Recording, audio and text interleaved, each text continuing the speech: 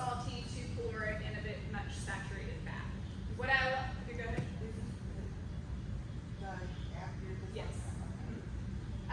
You can click on this, and it's going to tell us what the hazardous ingredient are, and then what other ingredients are artificial and their risk. So you're going to see a hazardous, a moderate, and a no risk. Okay. You can click on each one of those and read for yourself and educate yourself on why it's hazardous to your body. Okay. I very much encourage you guys to do that, because you can start making connections for yourself if any of these apply to maybe something that you're dealing with. Ahmad might want to share a little personal experience with that.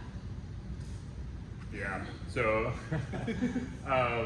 so As an example. over the last 6 to 8 months, maybe a little longer than that, going back 2 years, I was dealing with really low energy, just like fatigue. It was really kicking in on me. So I started drinking a bunch of energy drinks. Whereas in the past, prior to those 2 years, I would never intake caffeine at all. I was like really against caffeine. I was super natural. I was like, if I'm tired, I'm just gonna take a nap. But I own 2 businesses, so stuff had to get done. So I was drinking Bangs and Ghost and any energy caffeine intake that I can get through the day, basically. Then it got to a point to where like 300 milligrams was enough, 400 milligrams wasn't enough. I still had trouble getting up in the mornings. Finally, my aunt is an MD over at Duke. I reached out to her. I got some blood drawn, and I came back as diabetic. My A1C was 6.9. So if you guys know what A1C levels are, I'm a healthy 29-year-old. I've been training my entire life. There's no reason why I should be a diabetic. But I got some more tests done. All of my other biomarkers that are related to diabetes were normal. So they were having a hard time trying to figure out what the issue was. Basically, they just chalked it up as a genetic thing because my parents are insulin resistant. Well, my mom is anyway. So they chalked it up as insulin resistant. They told me I need to cut back on my carbs. So I cut back on my carbs. Nothing was changing. I went from 220 carbs a day to 175 down to 150, and my carbs were still, my insulin or my blood sugar was still high. I started tracking my blood sugar every morning. I was north of 100, 9 out of 10 mornings.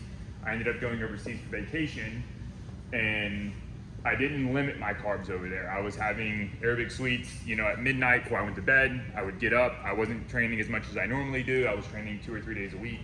I was having anything that I wanted over there as far as diet goes. The one thing that I naturally had to cut out was all the sucralose that was in all of the energy drinks because they don't have it over there. I was also able to sleep more, so if I was tired, I would just sleep. I took my blood sugar stuff with me. I was taking my blood sugar over there. It started leveling out. I was in the mid 90s, then I was in the low 90s, and I was steadily at 80s. I would literally have like sugar syrup poured on my Arabic sweets at midnight, and I would get up at 7 and take my blood sugar, and it was like 84, right? It was like completely normal. And I came back, and I was like trying to figure this out. What's the problem? So then I came back, and I was like, you know what? I'm gonna switch off. I'm gonna get off of that caffeine stuff with sucralose in it. I switched over to a little cleaner caffeine-based thing. My energy's a lot higher now. I've been working with somebody else, which is Tamara's cousin actually. Her name is Dahlia. She's got me on like a cleanse. I came back with some other stuff wrong with my health as well. But now I'm back to normal. I'm taking in my 200 carbs that I need in order to train, and my blood sugar levels have leveled out. So all I've done was basically eliminate sucralose from my diet completely, because I didn't have any issues prior to that. Just that 2-year window where I was getting fatigued because of the businesses were taking over my life. I needed energy, and instead of relying on sugar, I went to sucralose and didn't realize it. Then I started calculating up how much sucralose was not only in those energy drinks, but also in like the sugar-free yogurts and the sugar-free this, and you start realizing where all of that artificial stuff is, and then you start calculating how many milligrams you're ingesting, and it was affecting the way that my body was performing, and also how I would feel. So nobody mentioned it to me, right? The natural health doctor, or the Dahlia, which is Tamara's cousin, she didn't mention it to me. My MD aunt, who has like every education under the sun, that's a medical doctor, lead researcher at Duke, didn't mention anything to me about sucralose and how that could affect insulin resistance. So I was a victim of that. I didn't realize that. as informed as I am and up to date on the research and stuff like that when it comes to diet and nutrition, and I still fell into the trap. So it's definitely something to consider, checking out your diet. And it's very easy to fall into that because they are putting sucralose literally in everything these days. It's almost better to have cane sugar, like people have been bashing Red Bulls for years, right? Because there's so much sugar in them. But in reality, it's better for your body to break down cane sugar than it is to try to break down sucralose. Because cane sugar is actually natural, your body can break it down. Sucralose can't be broken down because it's made in a lab. And we're naturally we're much less likely to drink, 5 Cokes a day because we know that's a lot of sugar, but a Diet Coke's we're much more likely to do that because it's sugar-free, right? That's just how we've been trained to think, that these foods are okay because we're not ingesting as much sugar. So I did want to, on that topic, scan Bain. This one is 41 out of 100 for hazardous ingredients. It's got 4, okay? So yeah, we were talking through it one day, scanning some stuff. We clicked on sucralose and boom. A number of studies suggest an adverse impact of sucralose on blood glucose levels, insulin sensitivity, and the amount of food consumed. So read it up.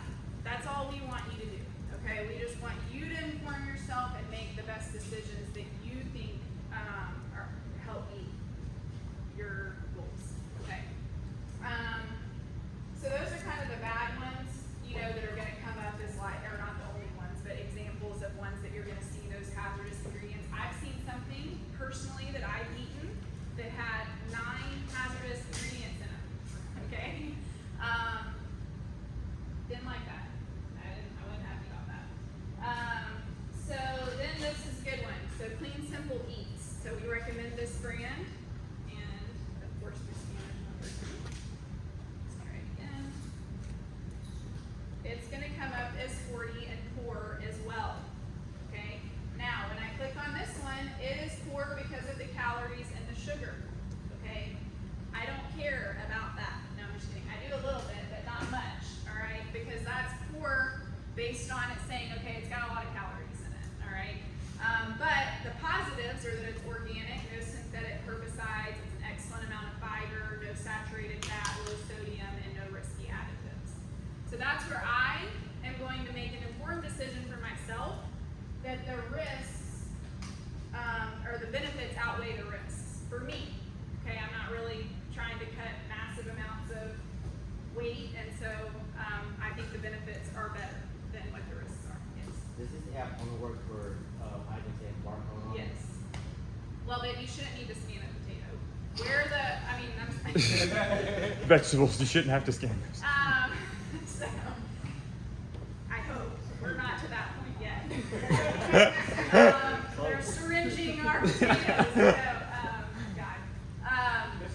Yes, and that is, like I said, we have levels in which we can grow. Organic, non-organic. There's lots that we can talk about. There are some stuff that that might not scan, but it doesn't take long to add it in there yourself, and then it can, because all it is taking a picture. So I added one thing just to test it, and all it was take a picture of the nutrition label, take a picture of the ingredient list, and you don't have to type anything in.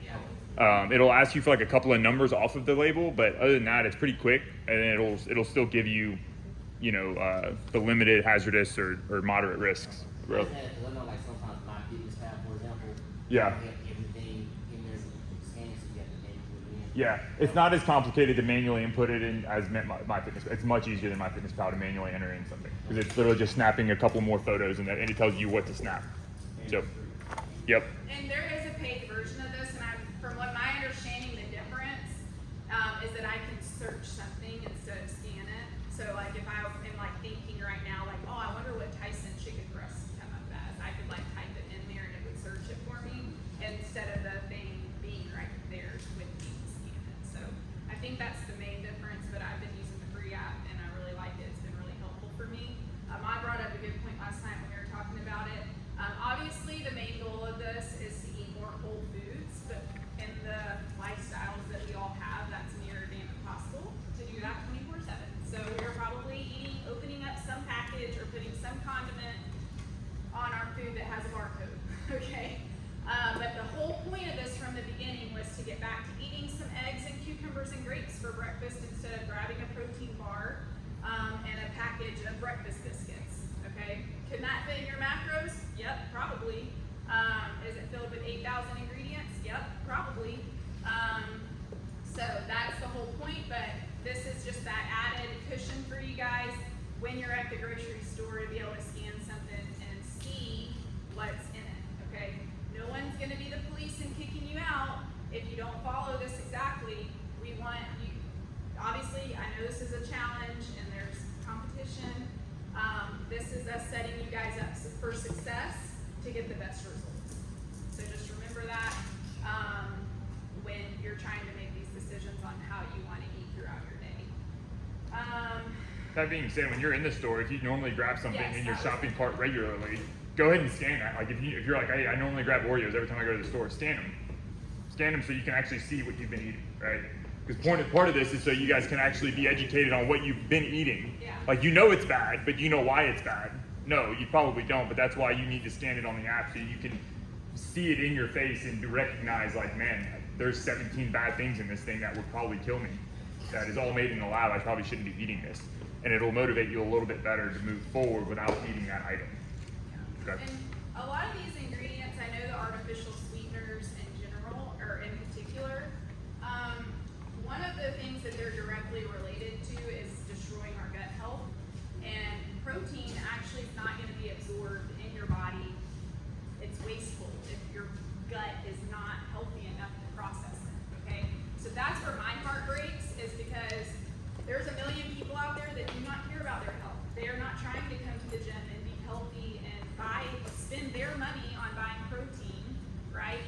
They're not doing that. So that's it. I mean, that's their choice. That's fine. But you guys are. And that's what hurts me and wants me to inform us to inform y'all, is because y'all are putting in that work. Y'all are coming and making that effort to be healthier. Y'all are spending your money on protein to build muscle. And if it's filled with these ingredients that are destroying our gut and you can't even process it, that makes me mad. Not for you, it makes me mad that those ingredients are in there. Does that kind of make sense with everybody? I love y'all. I think y'all know Even Monique. even especially Monique. She knows.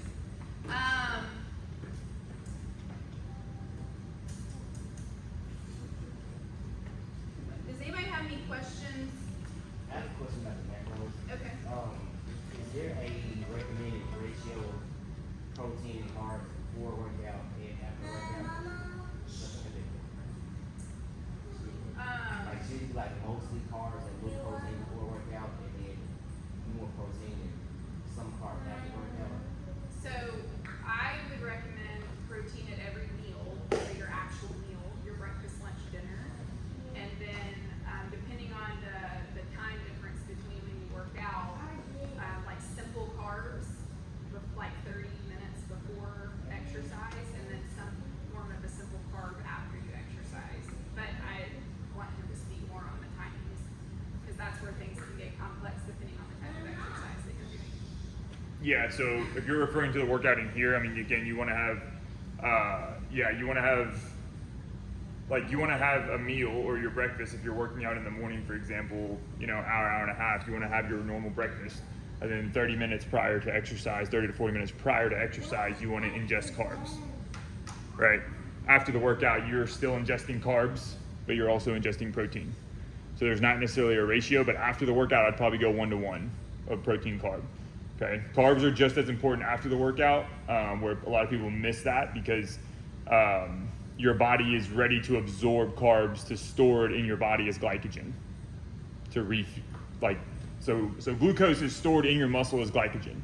It's just the same thing, except it's just the stored version for later on. After a workout, your body is ready. There's more taxis, if you will, that's going to take the glucose that you eat and put it into your muscle to store it, so it's not free floating in your bloodstream. Is this on a certain amount of grams? Or just I mean, it's gonna vary depending. I can't give you a gram number because everyone's not on the same, right? So, but as far as a ratio goes, it should be 1-to-1 as far as like carbs to protein after the workout, because you're still wanting. A lot of people don't eat any carbs after. They're like, I need my protein, but it's like, well, that's great to repair the muscle, but you also have to refill the glycogen stores that are in your muscles with carbs. Protein don't get converted to glycogen. I know that was a little more. Yeah, and that is where it does get really complex. So, still a really great question, but I do think we're still setting you guys up for lots of success if you follow the breakfast, protein, carbs, lunch, protein, carbs, dinner, protein, fat, and then sprinkling some protein with it in your snacks throughout the day. Okay, because yes, there's obviously, and that's where macros come in. Like he's kind of saying, we can break those down for those of you that really need a number to hit. That's kind of where that place is. Another thing on the list, obviously, is your water intake. So we are recommending, what did we put on there? Body weight in ounces. No, half body weight. I think we missed it. It's not on here, but. I know, I think that was messed up last time, right? It should be half your body weight, minimum of half your body weight. Not your body weight, it's half your body weight. Meredith brought that up last time and I didn't change it. Y'all be drowning. Yes. Half your body weight in ounces of water. It really is important, guys. I know, like, everybody's like, drink your water. Okay. Is that on here? It's not. Oh. It was in the email. Okay. Sorry, but that's why I wanted to touch on that. And obviously there's some recommendations on this sheet, but that is just very bare minimum.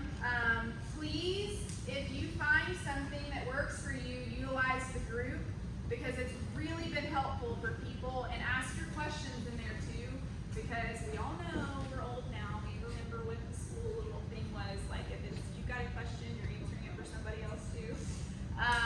So somebody else likely has a very similar question. They're just not comfortable enough to ask it. I tried to give you guys some ideas on some food sample meals. I did 3 breakfast, 3 lunch, 3 dinner. That's a dessert snack. That's a snack.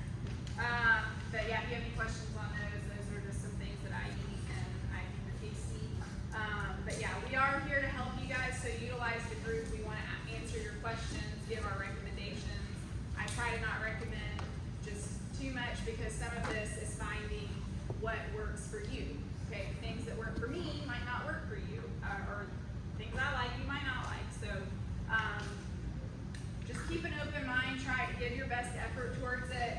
Sometimes you do get stuck on like, oh my gosh, I don't know what to eat. But part of that is getting those brain juices flowing to think outside of what you're normally doing. So you have a lot of deli meat out here. Is there a particular brand? Yes, because that's a great point. I was going to say, as far as the meats go, the deli meats are going to have some nitrates in them, so I would scan your deli meats. The boar's head, boar's head, no, there's some brands, and there are some boar's head that you have to still be careful, so you just got to scan it. Yeah. But there are I had nitrate a free. question just deli meat is listed as a carcinogen in the American Cancer website. All deli meat. Carcinogen. Yeah. I would say slightly for you, Well, that's where the boar's head is, like the deli, you can get them to. but if you buy it already packaged. And I know that Costco last time, I should have made that one on there. Costco, if anybody has a membership, if not, I bought it for people before and they just reimbursed me when I go to Costco. But they have a chunk of turkey that you can slice and dice yourself, and that is approved. It's like it's a really good deal, honestly. I think it's $19.99 and it's like this big. Did I ever buy it for you? Okay, it was pretty. But it's like this big, and it lasts you forever. And I've got a ton of kids at home that eat it too. So when I say it lasts you, it lasts you. So I'll like cut it and then dice it and position it or cut it up how I want, and then freeze it, and then take it out of the freezer. So that's an option. I know that one is approved, but yeah, deli meat is. You're gonna have to make your own decisions there. I eat it. Red meat. Yeah, and red meat. So we can definitely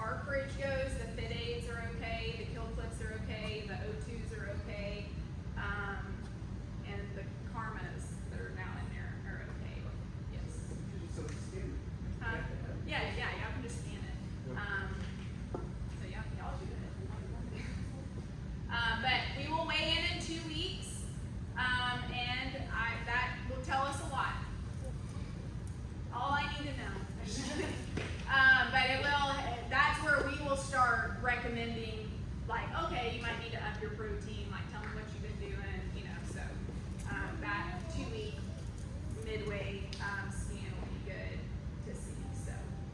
All right, we got a few more people to weigh in, but I'm not gonna eat up my girls' time unless y'all have more questions, I'm happy to answer them. Just one quick thing, the protein powder, is it better to take that in the morning if you're gonna use that, or some other day? Again, like you definitely can supplement with that in the morning.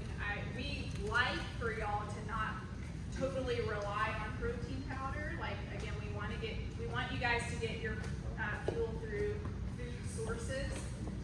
But if breakfast is one of those really hard things for you, absolutely you can take it then. I think it feels like places are. Okay, yeah, that works for you. That's perfectly fine. Yes. I know this says oatmeal, is it just like this? Oats, yeah, plain. So like you know like the Kodak oatmeal, Kodak protein? Yeah, I don't. I haven't seen that sound. I don't think it is. I think there's artificial sweeteners in it. But yes, on the sugar, sorry, that's the one last thing I did want to touch base on. Moderation. So we are allowing sugar, maple syrup, honey, agave, stevia. So, I guess you could make some cupcakes with cane sugar and wheat flour and eggs and eat those 24/7. I don't think that will serve you well for your goals. The So- daily dose of sugar, I think, by the American whatever association, I think is 46 grams a day. So you can stay under that Yeah. so- ideally. Yeah, if you're like really love your pancakes, and you have Um, can do that with no. maple syrup, and Mhm. that's your sugar for the day or whatever. Like again, utilize what your goals are and try to just not go overboard on those things. I'll double check that number. Fruits, no, that's not a I'm that's like honey, that's maple syrup, cane sugar, Yeah.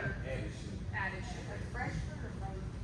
Frozen or fresh is fine. Just with the frozen, be sure there's not. Sometimes they'll sneak stuff. in. preservatives and stuff in there. Fun fact, just so you guys know, because I think this one is a sneaky one.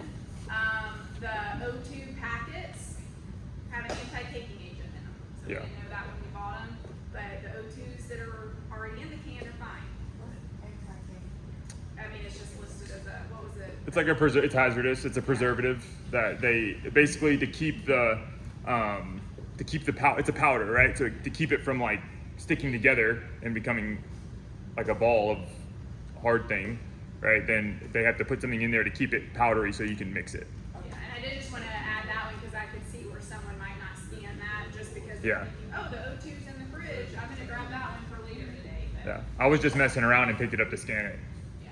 because I knew the O2 drink itself in a can is fine, so I just was messing around and scanned it.